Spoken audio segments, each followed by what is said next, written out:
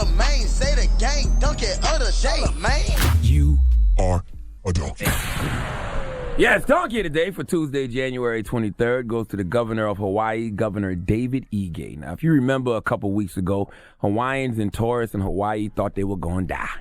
All right, the reason they thought they was going to die was because emergency alerts went off all through the island. Now, you know how you be sitting around sometime and your phone give you an Amber Rose alert or a flood warning alert, stuff like that. Mm-hmm. Imagine minding your business in Hawaii and you get a text message that reads, ballistic missile threat inbound to Hawaii. Seek immediate shelter. This is not a drill. Well, that's what happened. But by the good graces of God, it was a false alarm. And Governor David Ige explained to the people what happened. Let's hear it. Early this morning, an error was made and a false alarm was sent to cell phones and to TV and radio. We investigated, and as soon as we became aware that it was an error, we took action to send the notification that it was a false alarm. An error was made in emergency management.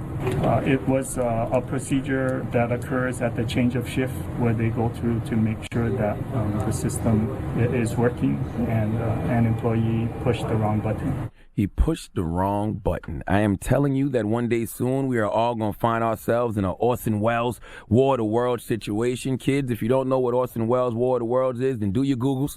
Siri is your friend, ask her, but I'll give you a quick summary. It was a radio drama, a story told on a radio show in the form of a news bulletin, and it started off with the reports of an explosion on Mars, then an unusual object falling on the ground somewhere in Jersey, and then Martians emerging from the objects, and an alien invasion happened here in America. Now, in the days following the War of the Worlds, widespread outrage happened the same way y'all get fake outrage now over things on social media. It was just like that, because a lot of people didn't realize that it was a radio bit. Now, it was 1938 when this happened, okay? And radio was everything, sort of like social media is everything now for all you digital D-heads. But in the era we live in, where leaders of the free world are all over social media and other political figures are all over social media, all it takes is one good hacking of someone's account to post something that could send the world into a frenzy. Think about the anxiety attacks, possible heart attacks, possible suicides that possibly could have happened in Hawaii because someone hit the wrong button. Imagine me having a heart attack and dying because you hit the wrong button, okay? A lot of things you can hit the wrong button on. You can hit the wrong button on your phone.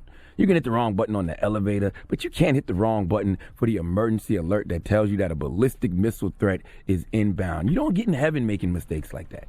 But it's more to the story. Governor David Ige made another confession to the Honolulu Star-Advertiser. See, I know they sent out an emergency alert clearing up the mistake and telling people there is no missile threat or danger to the state of Hawaii. Repeat false alarm. But in a time like that, I want to hear more from my leader. All right, Governor David Ige, okay? I want you to hold a press conference and make a statement, which he did, which I expected.